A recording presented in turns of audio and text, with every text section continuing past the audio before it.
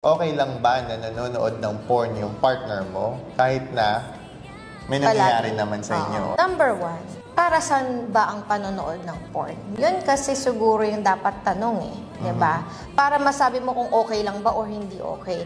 Kasi para sa akin, marami tayong dahilan kung bakit tayo nanonood ng porn. Based on parang understanding ko, pwede kasing nanonood ng porn just to pwedeng learn. Kasi nga, lalo na ako na lumaki ako sa, wala naman akong, kumbaga yung walang alam eh, parang inosente. Kaya siguro, yun yung way to educate ako, yung sarili ko.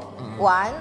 Number two, siguro, aminin na natin, minsan yun yung parang nakakapagbigay ng gana, nakakapagpagana. Kumbaga sa ano medyo umiinit ka. Parang gano'n, na parang pag nakikita mo yung partner mo, umiit ulo mo. Pero nood ka muna ng porn para medyo ibang init ang maramdaman mo, di ba?